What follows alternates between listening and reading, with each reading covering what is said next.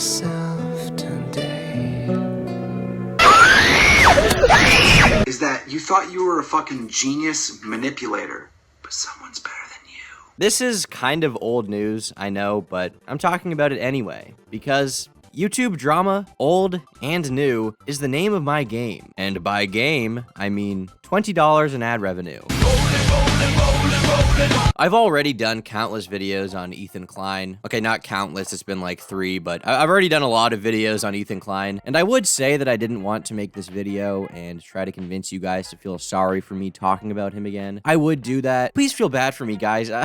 I have to sit down for like 10 whole minutes and record a video, and then I have to edit it. Can you fucking believe that? Guys, I'm so burnt out. But I do want to talk about Ethan Klein a little bit today, and the reason for that is because I think over time, there's no one that has come to embody my hatred with mainstream YouTubers and e-celebrities more than him. However, in this video, I'm gonna have to basically defend him on one point while simultaneously shitting on him, which is kind of a weird situation because as much as I don't like him, and can't lie, I'd love to just call him like cringy for 10 minutes. I do kind of have to take his side in one situation, in one circumstance, in one scenario. Last we left off, Ethan had left the commentary community, changed the majority of his stances, gotten into a feud with Keemstar for like 3 years. Frenemies broke up, he promoted a doxer, tried to blame Keemstar for Etika's death, and just generally has been an unfunny old man for the last like 3-4 years or so. It feels like the guy went from being my cool uncle who I wanted to hang out with to my uncle who takes double his recommended dose of Lexapro and is angry because he can't fuck his wife. Oh wait, that actually did happen. But most recently, there's been some controversy over Keemstar's new girlfriend. For the unaware, Keem announced that he has split up from his ex-girlfriend, who was also the woman he had a daughter with. Unfortunately, every time I think of that, the Shadman art comes to mind. Fucked up. But now Keem is dating a 20-year-old he met at a fan meetup, and he did an episode of a podcast with FaZe Banks where he bragged about fucking this 20-year-old and said he was having the time of his life. Now, as Keemstar is like, you know, a 40-year-old man, I will say, I don't know, maybe it is a little weird that he's dating someone that young. You'd think if you're 40, you wouldn't have much to relate to with a 20-year-old. That being said, it's not pedophilia, and it's not predatory. She's 20 years old, and I'm not going to spend time arguing about what the age of consent should or shouldn't be, but I don't think that Keem should be condemned for dating a 20-year-old. If you want to disagree, go ahead and argue about how the brain isn't developed until 25 years old in my comments. I'll probably respond with lol or something and call you a retard, because you are. So following this, Ethan went on a huge tirade about how Keem is dating a 20-year-old, and it's so weird and basically just, you know, making fun of him for it, really. And if you want to know just how exciting it really was, the clip from the podcast that was reposted to their podcast channel lasted an entire hour. I don't really know how they got to that length, but, you know, I guess more power to them. The power play that does exist, even if she isn't a fan, because Keem claims that she is not a fan, his girlfriend. The power dynamic. Yeah, what'd I say? Well, apparently they met at a fan meetup. Imagine that. Yeah. He's 39 years old, by the way. 39. And he met her at a fan meetup. This guy Like a Romeo Juliet. Yeah. It's a real Romeo Juliet. So anyway, she trashed him, and we started looking into it.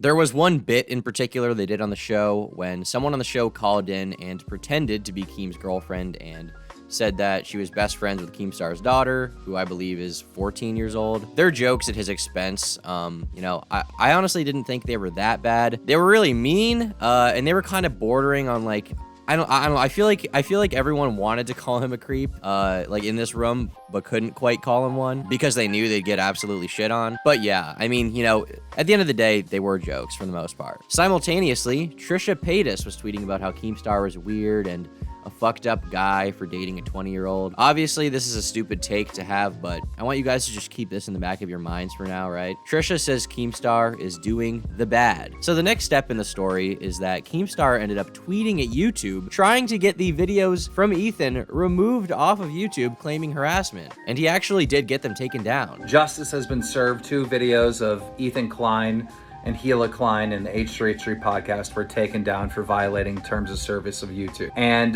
quite frankly, he deserves it. It's well overdue. The stuff that is said on that podcast to bully and harass other creators would never fly on anyone else's channel. And I must say, this is fucking degenerate behavior from Daniel. There are times I've backed him up, even when everyone else was absolutely shitting down his throat. There were times he was mostly right, and the community managed to slander him and get away with it because of who he is. You know, in many cases, he's really been dealt an unfair hand. This is not one of those times. This is not one of those cases. Keemstar is someone who in the past has talked about how he doesn't want his own videos removed. He doesn't want Gokunaru's video about Ethan removed. He doesn't want Leafy's channel removed, etc. And so I find it very annoying that he would like say that shit, and then when it's convenient for him, he would basically just play into what everyone didn't want him to do and get a video removed for making fun of him. It's just more evidence to me that the guy probably isn't that principled and basically just wanted to get back at Ethan by having his video removed. He says in his Twitter video that no one else would get away with the kinds of shit Ethan has been saying about him and other creators. And I agree, that's probably true. But at the end of the day, I still don't think we should encourage YouTube to step in at all, because I don't want their dumb policies enforced if I can avoid it. I disagree with the rules, fundamentally. I think people should be able to shit talk whoever they want, whenever they want, however they want. I basically think bullying should be allowed. No guidelines, no policy, no Big Daddy YouTube getting ready to fuck you whenever you step out of line. But at the same time, I don't really feel bad for Ethan either. This is a guy who in the past has made a lot of commentary videos, which today would likely constitute harassment. And simultaneously, he's someone who has said that Leafy should be deleted for his behavior on the site, making fun of people. Oh, sorry. I mean, he didn't say that he should be deleted. You know, he totally didn't encourage him to be wiped off the face of the earth. Account ban of the year 2020. The winner, by a very close margin, is Leafy. Leafy, who lost it all. He was banned on YouTube and Twitch. So that's his livelihood. That's He's pretty much, yeah, he's pretty much off. He's like Alex Jones, like, see ya.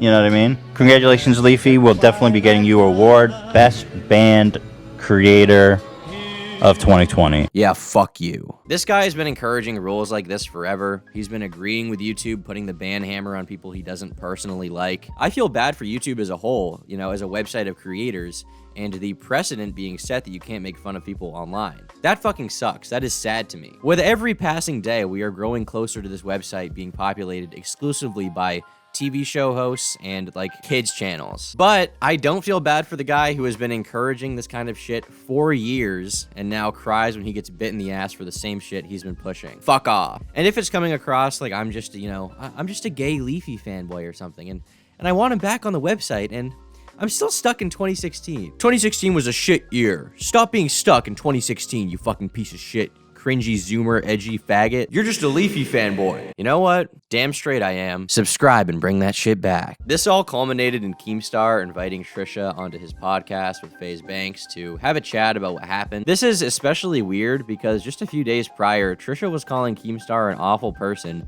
and saying he's such a bad guy for dating a 20-year-old. And here she is being all buddy-buddy on the podcast. I mean, she seems like she wants to be friends with him. I guess everyone looks heavier on it. Maybe the way you sit. He lost weight? He's had his little fat boy stages. I go through them too, but like, he's skinny right now. Yeah. You know what I did? I did keto for a while and lost it gradually, which was good. I'm glad I did that. But like recently, I've just been like raging and just eating like once a day, and you know. Because you're happier in a new relationship now. Yes. So He's right there. Look at it. Oh wait, really? Wait. Yeah. She's not a child. Look. Oh my gosh. That's She's a real person. How did that get blown? Okay, anyways, first There's of all. no chains on her. She's not handcuffed to the couch. She's chilling. Hi, nice to meet you. No. First of all, how did that change in a week from I'm not posting her? This is not to mention the fact that she's bragged about fucking a 20-year-old before. I think, if anything, this is just further confirmation to me that Trisha is a really sad person. She doesn't have any consistent morals or believe in much. To come out with that strong of a take on the onset, basically calling Keemstar a piece of shit, and then walk it back completely when pressed is just very telling to me. Overall, this is a situation where I kind of don't like anyone involved, but I guess, you know, if I have to declare a winner, you know, someone who won probably in terms of, you know, sheer gains and losses, probably Keemstar won. And I say that because, you know, he doesn't have anything to lose from getting Ethan's video taken down. He doesn't give a shit.